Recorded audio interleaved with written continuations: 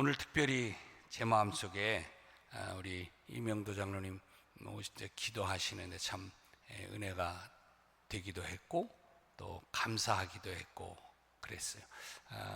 늘 한 달에 한 번씩 이렇게 오셔서 기도하시지만 여러분 아시는 것처럼 지금 여러 가지 또 병과 투병을 하면서도 또 신앙으로 믿음으로 잘 이겨나가셔서 또 이렇게 한 달에 한 번씩 건강한 모습으로 뵐 수 있어요. 사실 또 이렇게 온다는 것이 쉽지 않아요.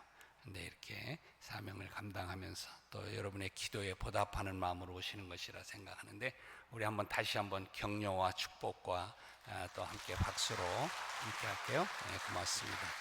앞으로 더 건강하시기를 바라고요. 오늘 또 하나님께서 동일하게 우리 모두에게 놀라운 하나님의 은혜를 또 오늘 이 시간 예배를 통해서 말씀을 통해서 우리 모두에게 허락해 주실 줄로 믿습니다. 여러분, 사람은요 누구에게나 다 인정받고 싶고 칭찬을 받고 싶은 본능이 누구에 다 있습니다. 이것을 가리켜서 심리학에서는 인정의 욕구다, 인정받으려고 하는 욕구가 인간에게 있다, 이렇게 이야기를 하죠. 만약 이런 욕구 때문에 그래서 우리가 최선을 다하고 또 열심히 만약에 노력을 할 수 있다면 분명히 이 욕구는 좋은 일이라고 생각을 합니다. 그런데 사람에게 인정받는 것 자체에 너무 신경을 쓰다 보면 때로는 그것이 부작용도 생길 수 있어요.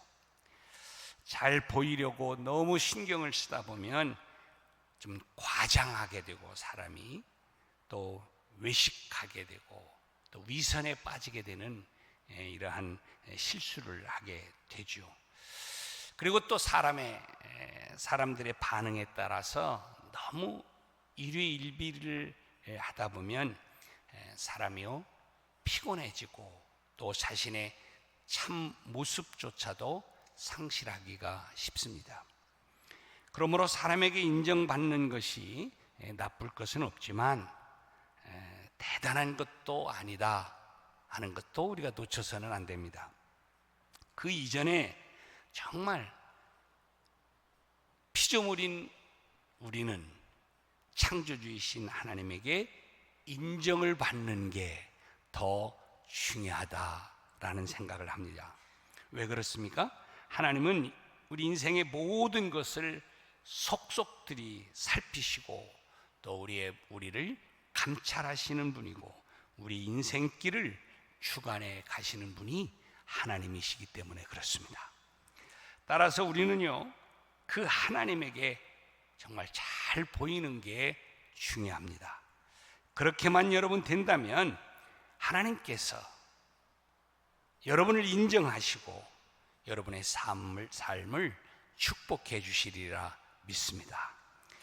그리고 혹 우리에게 필요하다고 생각하시면 사람들에게 인정받는 기회의 은혜도 하나님이 주실 거예요. 보너스로.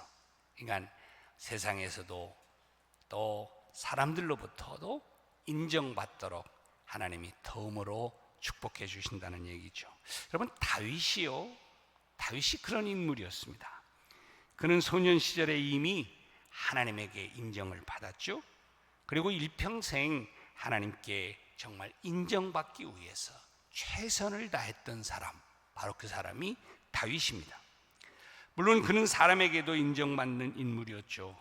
그렇지만 그것은 어디까지나 하나님으로부터 인정받은 결과로 자연스럽게 제가 방금 말씀드린 것처럼 하나의 보너스처럼 하나님의 은혜로 주어진 그런 결과였습니다. 여러분 기억하십시오. 우리가 하나님께 확실하게 정말 인정받을 수만 있다면 사람에게 인정받는 것은 자연히 따라오게 된다는 것을 기억하십시오. 오늘 본문에서 우리는 정말 하나님께 인정받은 소년 다윗을 우리가 만나게 됩니다. 그는 한마디로 하나님의 눈에 든 사람이었어. 하나님의 눈에 들었다. 이것은 그의 일평생 신앙의 큰 주제였습니다. 다윗이 복되고 아름다운 인생을 살 수 있었던 것은 바로 이것이 있었기 때문에 그랬습니다.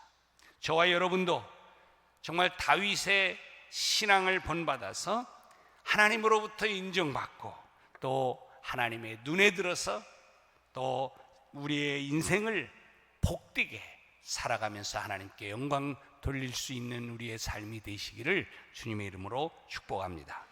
자, 그렇다면 한번 우리가 좀 오늘 다윗을 통해서 살펴볼 것은 이겁니다. 첫 번째로 사람들의 눈에도 띄지 않던 소년 다윗의 모습, 우리가 한번 좀 먼저 살펴볼 필요가 있습니다. 우리가 다윗에 관해 살펴보면서 주의해야 될 사항이 있는데, 그를 성군으로 인정받은 이후의 다윗의 모습으로만 너무 포커스를 맞춰간다는 거예요. 오늘 우리가 알고 있는 이 다윗은 이스라엘의 왕이요, 그것도 신앙이 아주 좋은 성군이죠. 요즘 말로 말할까요? 인기인이었습니다. 스타 중에 스타였죠. 그러나 다윗이 본래부터 그랬냐? 그런 것은 아닙니다. 그의 외모적 모습이나 외적인 모든 조건이 이렇게 살펴보면 뭐 그렇게 대단한 사람도 아니었음을 알 수 있습니다. 하나하나 따져보면 이래요. 먼저 그의 집안을 좀 한번 살펴볼 필요가 있죠. 아버지 누구예요? 이새지요. 자, 아버지 이새는 어떤 사람이었습니까? 대단한 사람이었나요? 아니에요. 평범한 사람이었습니다. 그 집안의 족보를 보면 우리가 짐작이 가는데, 나중에야 뭐 왕의 족보가 되고 뭐 메시아의 족보가 되기는 했지만은 당시로서는 그의 가문의 가계, 뭐 아버지, 뭐 이렇게 조상 내세울 게 없었습니다. 오히려 숨기고 싶은 정도였을지 몰라요. 자, 왜 그런가 하면 마태복음 1장에 보면 예수님의 족보가 언급이 되어지는데 거기에 다윗의 족보를 열거하죠. 자, 마태복음 1장 1절과 5절, 6절 말씀에 보면 이렇게 1절에 보니까 아브라함과 다윗의 자손 예수 그리스도의 계보다 하고 이야기를 한 다음에 5절에 보니까 이래요. 살몬은 라합에게서 보아스를 낳았고 또 보아스는 루색에서 오벳을 낳고 오벳은 이새를 낳고 이새는 다윗 왕을 낳았다. 이렇게 소개합니다. 나중에 가서야 왕의 가문이 되지만 메시아의 가문이 되었지만요, 그 당시는 아니었습니다.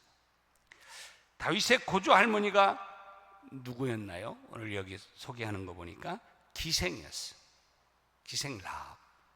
증조 할머니는 누굽니까? 모압 여인, 즉 이방 여인인 룻이었죠.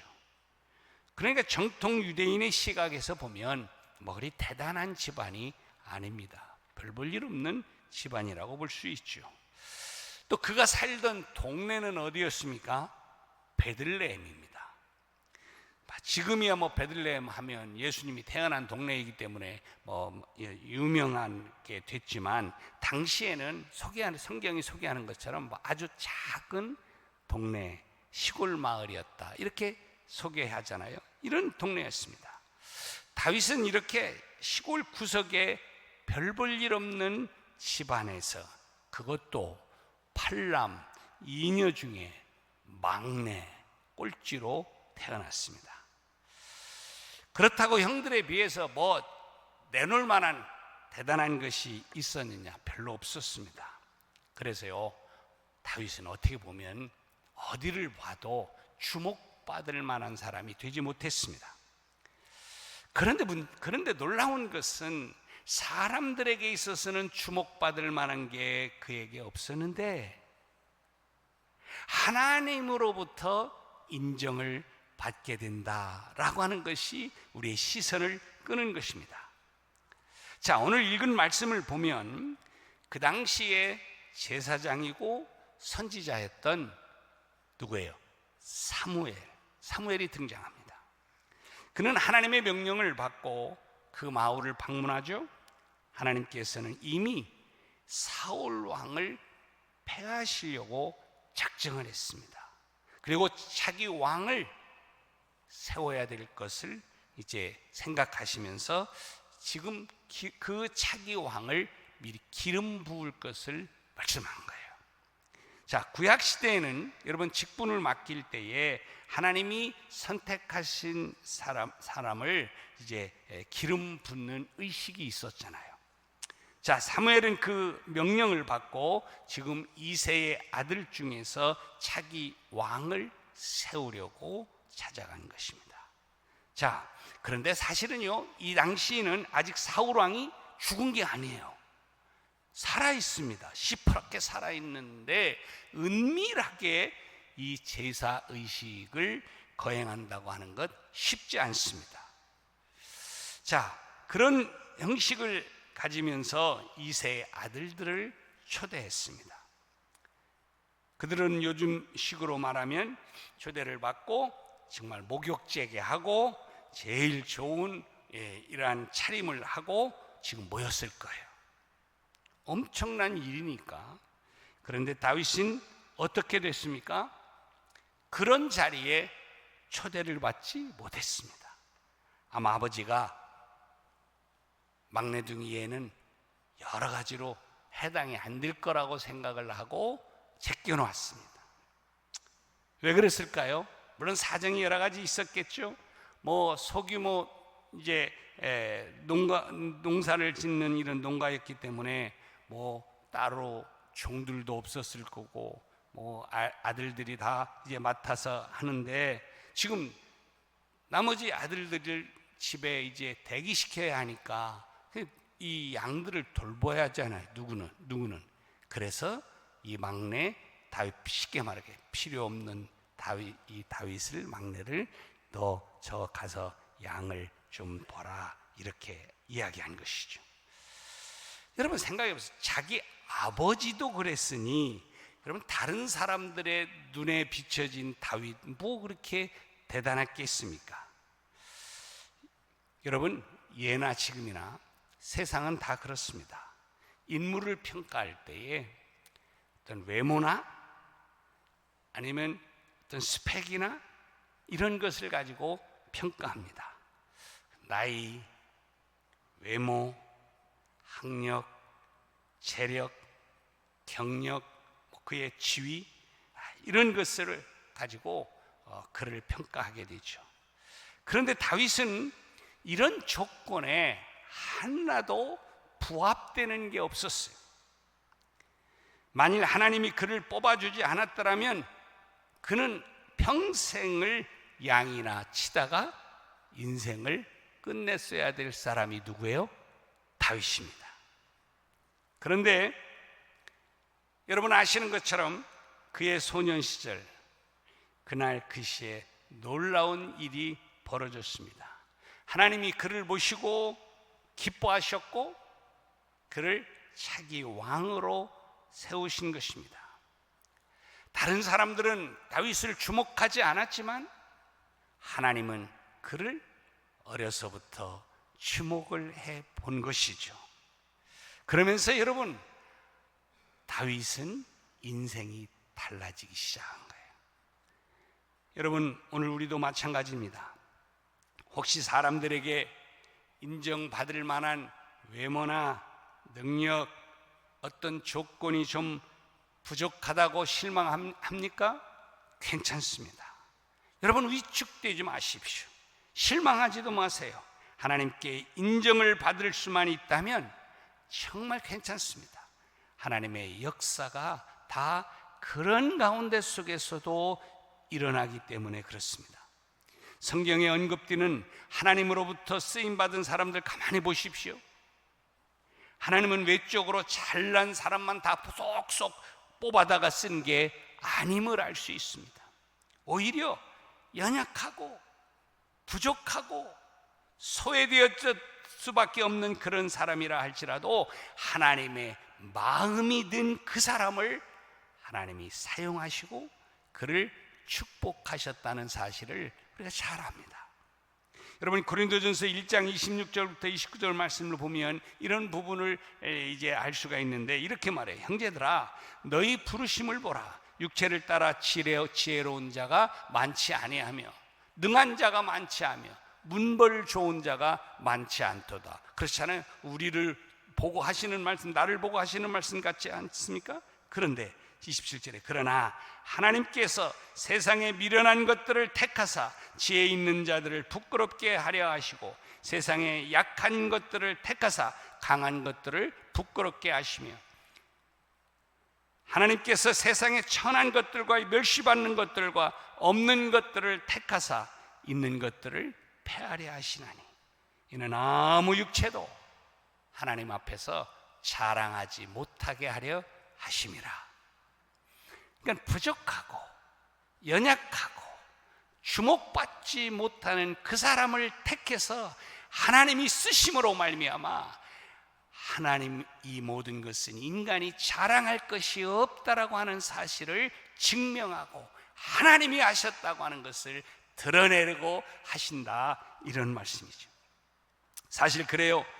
인간 차원에서 조건 따지고 외모 따지는 것이지 여러분 하나님 입장에서 보면 그런 것은요 아무것도 아닙니다. 하나님이 높은 데서 쭉 이렇게 내려다 보시면 뭐라고 어떠실까? 다 그게 그 사람 도찐 개찐이에요. 도토리 키재기예요. 여러분 우리가 이제 비행기 타고 이렇게 올라가 보면요 위에서 이렇게 내려보면 뭐 20층짜리나 2층짜리나 그게 그거요. 밑에서 이렇게 보면 2층짜리와 20층짜리가 엄청 차이 나는 것 같지만 위에서 보면 그렇더라니까요. 하나님이 위에서 내려다 보시면 다 그게 그거라는 거예요. 그러므로 열심히 여러분 노력은 하시되 인간 조건 때문에 사람들 앞에서 기죽지 마시고 실망하지 마시고 하나님 바라보며 의지하며 하나님께 인정받으려고 하시는 여러분 되시기를 주님의 이름으로 축복합니다. 그럴 때에 하나님이 적시적 타임에 사용하시는 거예요. 두 번째로 그래서 우리가 살펴봐야 될 것은 하나님의 눈에 든 소년 다윗을 좀 한번 살펴볼 필요가 있습니다. 사무엘이 제사 자리에 모인 이새의 아들들을 만났습니다. 그랬더니 다들 보니까 어때요? 번들번들해요. 근사합니다. 특별히 장남이 그랬던 것 같아요. 자, 6절 말씀에 보면 그래서 많이 소개하는데요. 엘리압을 보면서 사무엘의 반응이 나타나는데 한눈에 반했던 것 같아요. 뭐라냐? 그들이 오매 사무엘이 엘리압을 보고 이렇게 말합니다. 여호와의 기름 부으실 자가 과연 주님 앞에 있도다. 그러니까 쉽게 말할게, 야 마음이 든다. 지금 이런 표현을 엘리압 앞에, 장남 엘리압 앞에서 하는 거예요. 그런데요, 하나님께서 그 순간에 사무엘에게 탁 말씀하는 거예요. 7절 보니까 이렇게 여호와께서 사무엘에게 이르시되 뭐라 그래? 그 용모와 신장을 보지 말라. 아니 지금 사무엘이 보기에는 야 정말 너였구나 이런 생각을 하면서 지금 탁 찍어서 지금 기름을 부으려고 하는데 하나님이 딱 말씀하는 거예요. 그 용모와 신장을 보지 말라는 거예요. 그러면서 내가 이미 그를 버렸노라. 충격적인 말씀을 하시죠. 여러분 무슨 말씀입니까? 네가 그의 외모를 보고 그러는데 아니라는 거예요. 내가 그를 내가 이미 버렸다 이러시는 거예요.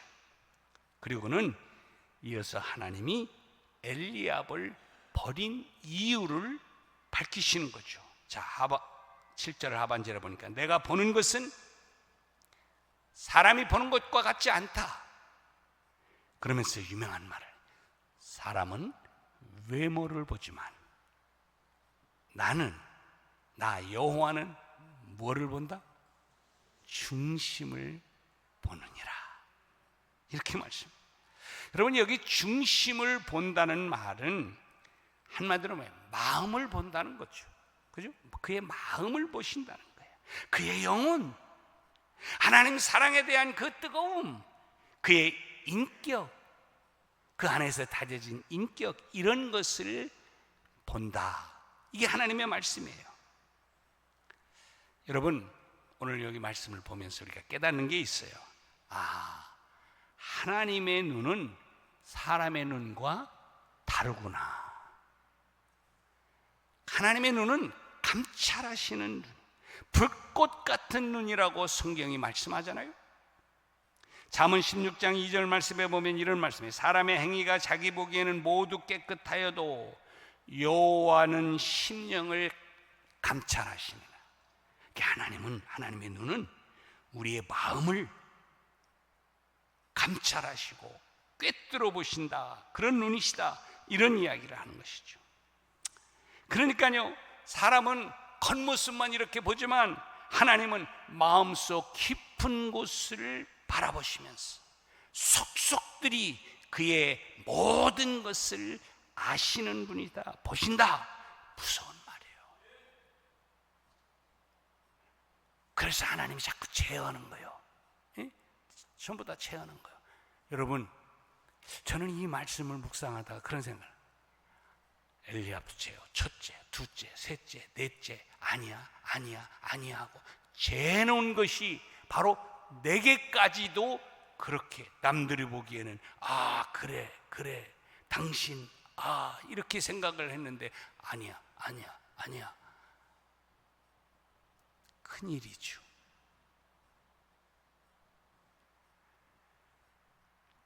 그래서요, 하나님의 그런 눈으로 엘리압을 보니까 그의 중심이 환하게 보인 거예요. 그러니까요, 여러분, 마음을 잘 가져야 돼요. 우리가 외적으로 가꾸는 것도 중요하지만 우리의 마음을 잘 바르게 갖는 것 너무너무 중요해요. 그래서 성경에는 우리의 마음에 대해서 정직하지 못한 것에 대해서 아주 곳곳에서 찍는 거예요. 정직해라, 아름다운 마음을 가져라, 착한 마음을 가져라. 왜 그래요? 하나님은 그런 마음을 보시기 때문에 그렇습니다. 실제로 엘리압이 그러면 어땠느냐 하는, 어떤 마음을 가졌느냐 하는 것을 우리 지금 대충 하는 게 아니잖아요. 자, 사무엘상 17장 28절을 참고해서 보면 엘리압이 어떤 모습을, 어떤 마음을 가지고 있는 사람인가를 좀 알 수 있는데요. 자, 전쟁터에 다윗이 찾아왔습니다.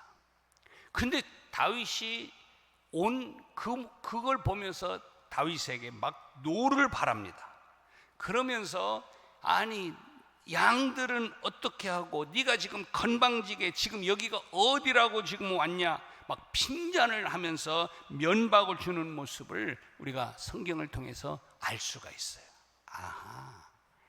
엘리압이라는 사람이 이런 사람이에요. 여러분, 사람은요 안 변해요. 그때 그 모습이 변한 것 같지만 밑에 깔려 있어요. 무서운 것입니다. 지금 엘리압이 이런 마음을 가지고 있습니다.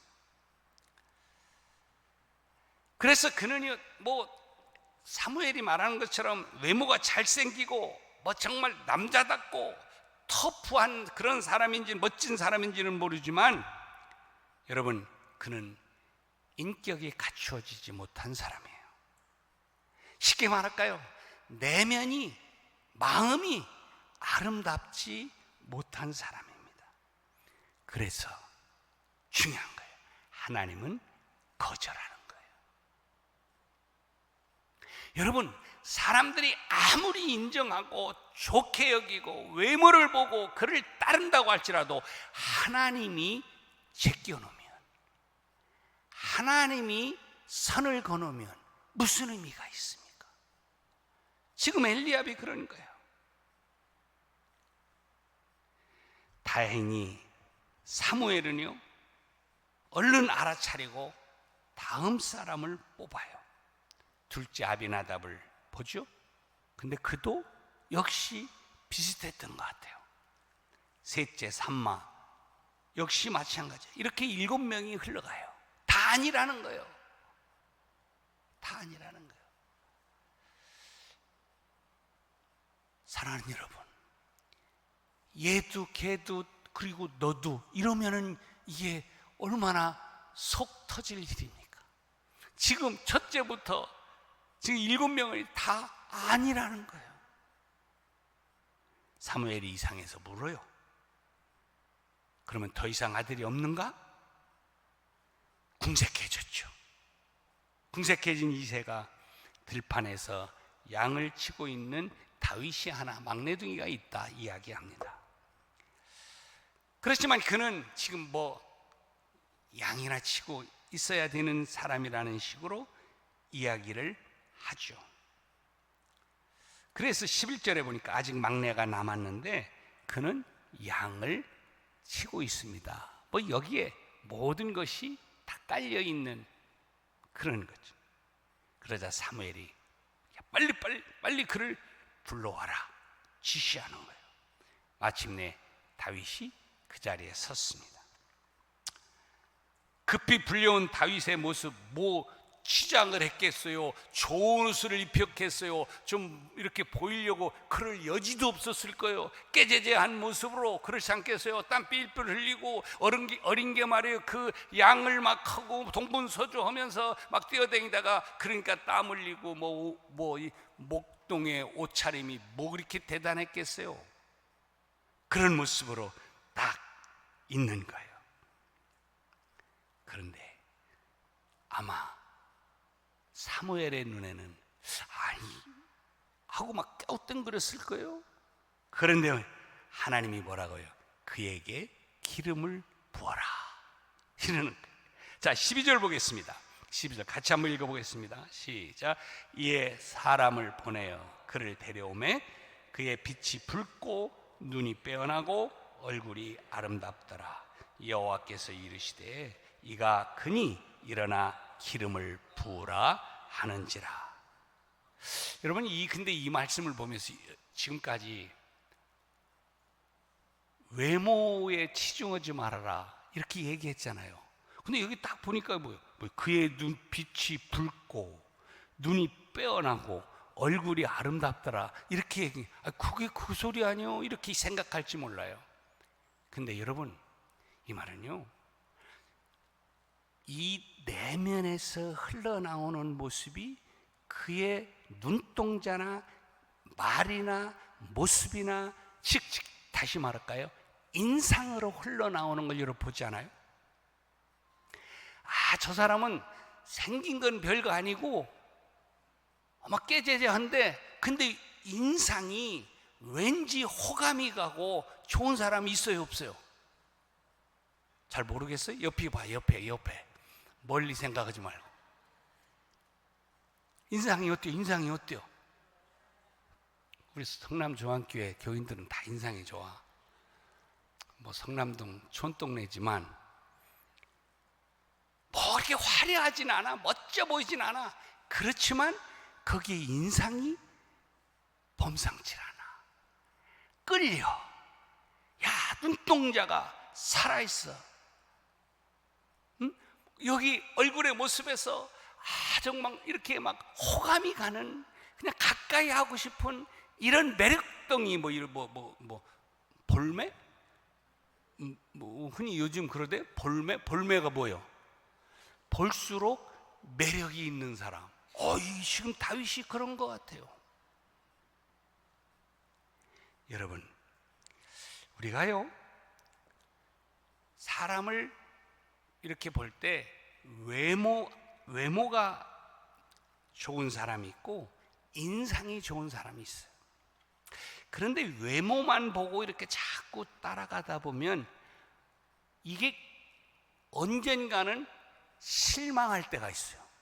어이구, 나 이럴 줄 알았는데 라고 생각했던, 쉽게 말해서 외모만 보고 좋은 사람이라고 생각하고 호감이 갔다고 생각을 했는데 나중에 실망하는 경우가 많아. 근데 여러분 보세요.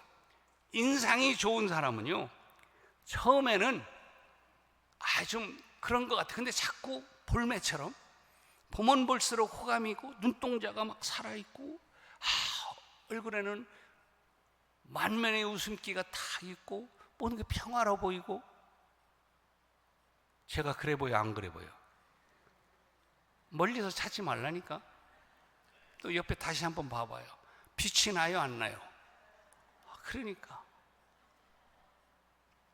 이게요, 사람이 이런 매력이 있어야 돼.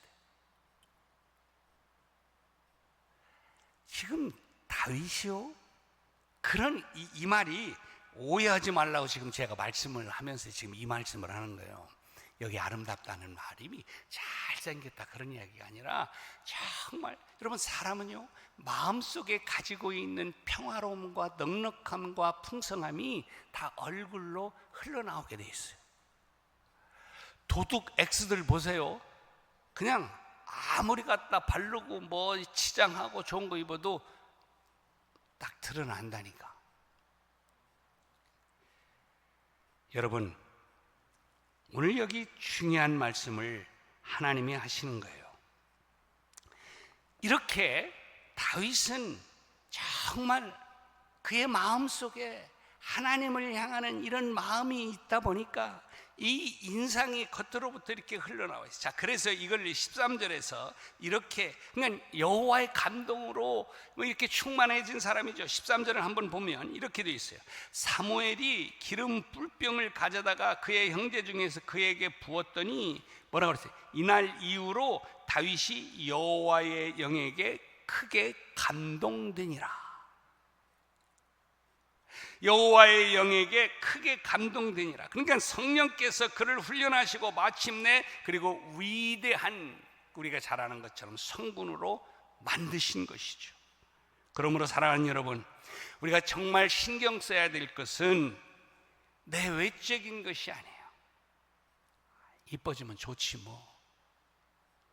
때에 따라서 그래서 이뻐지기 위해서 그렇다 아무것도 하지 말라 그런 얘기 아니에요. 여러분, 외모도 좋고 마음씨도 좋고, 할렐루야. 우리 성남중앙교회 성도들은 이런 사람들이 다 됐으면 좋겠어요. 응? 볼매. 오늘 좋은 말 들었죠? 당신은 별명이 볼매요. 이렇게. 그래서 보면 볼수록 좋은 사람, 이게 바로 우리들의 모습이 되어야 됩니다. 그래서요, 하나님은 이런 하나님은 마음씨를 바라보면서 그의 중심을 보면서 그의 인품을 보면서 하나님께서 그를 사용하시고, 또 사용하시기 위해서 성령을 기름 붓게 하시고 더 충만케 하셔서 결국은 하나님의 일꾼으로, 이제는 나라의 왕으로 하나님이 세워 가시는 거예요. 목동에서 나라 백성을 치는 목자로 하나님이 자리 이동시키는 거죠. 이런 놀라운 은혜가 여러분 가운데 있기를 주님의 이름으로 축복합니다. 그래서 세 번째로, 마지막으로, 그러면 하나님의 눈에 든 사람들은 어떤 사람들일까? 한마디로 그랬어요. 마음을 가꾸는 사람, 마음을 가꾸는 크리스찬. 바로 이 사람들이 하나님의 마음에 드는 사람이라는 거예요. 그러므로 여러분이 그냥 되는 게 아닌 것을 아셔야 합니다. 마음을 내가 가꾸어야 합니다. 여러분, 밭 있잖아요. 안 가꿔봐? 그냥 놓으면 그냥 그대로 그냥 깨끗해 있습니까? 아따, 한번 농사 짓는 사람들을 보세요. 며칠만 안 가봐. 잡것이 얼마나 그렇게, 그건 뿌리지도 않는데 그렇게 나와. 그러잖아요? 신기하잖아요? 그러니까 어떻게 해야 돼? 결론적으로 뭐예요? 가꾸어야죠. 여러분, 마음도, 여러분 착한 거 알아요. 여러분 훌륭한 거 알아요. 그래, 정말 선한 마음을 가지고 있는 거 알아요. 그런데요, 그 마음을 가꾸지 않으면 언젠가 또 사탄이 잡티를 뿌려요. 그래서요, 나도 모르게 악한 사람이 되는 거예요.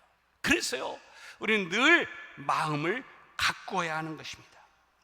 그래서 호세아 10장 12절에 보면 이런 말씀에 너희가 자기를 위하여 의를 심고 긍휼을 거두라. 지금이 곧 여호와를 찾을 때니 너희 묵은 땅을 기경해라, 가꿔라. 그런 얘기죠. 그러면 어떻게 우리가 가꿀 수 있습니까?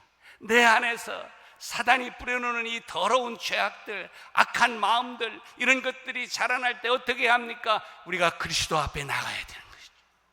십자가 앞에 나가야 되는 것이죠. 그리고 그 앞에 엎드려서 그 십자가 위에서 뿌려주시는 그리스도의 보혈로 푹 맞으면서 깨끗하게 씻어내는 것이죠. 그리고 다시 한번 주님 앞에 의로운 모습으로 인정받을 수 있도록 날마다. 그러면 한 번 했으니까, 부흥했으니까 끝났나요? 아니잖아요. 또 가꿔야 돼. 또 가꿔야 돼. 그래서 여러분, 우리가 순간순간마다 정말 예배 때마다 하나님 앞에 나와서 또 엎드리고 기도하고 말씀 듣고 또 하나님 앞에 부르짖고 기경하고 또 내 마음을 새롭게 하기 위해서 날마다 주 앞에 무릎을 꿇는 이 모습이 정말 필요한 것이죠. 사랑하는 여러분, 저는 여러분에게 이런 하나님으로부터 인정받기 위해서, 또 인정받은 여러분이 더 충만한 하나님의 일을 감당하기 위해서 하나님의 성령의 기름 부으심과 하나님의 역사하심과 인도하심이 필요하기에 오늘 또 여러분의 마음을 또 가꾸고 다듬고 또 변화시키고 또 주의 보혈 앞에 여러분이 겸손히 나아가서 하나님의 크신 은혜를 누림으로 말미암아 하나님 이 다윗처럼 존귀하게 한 시대에 쓰임받으며 또 하나님께 영광을 돌릴 수 있는 여러분 되시기를 주님의 이름으로 축복합니다. 중요한 것은 핵심이 그거죠. 사람으로부터 인정받는 것도 좋은 일이지만 하나님으로부터 인정받는 것은 진짜 필요하구나. 하나님, 내가 이제 하나님으로부터 인정받는 자가 되기 위해서 내가 사람을 바라보는 게 아니라 하나님을 바라보게 하여 주옵시고, 내 안에 더럽고 추악한 것이 나도 모르게 지금 내 안에 있는 것이 없는지 점검하고 십자가 앞에 그리스도 앞에 나아가서 오늘 또 깨끗이 씻음받고 더 하나님으로부터 의롭다고 아름답다라고 귀하다고 인정받으면서 하나님의 예비하신 놀라운 계획된 일들을 여러분을 통해서 아름답게 성취하고 이루어가시는 놀라운 은혜와 축복이 있기를 주님의 이름으로 축원합니다. 기도합니다. 하나님.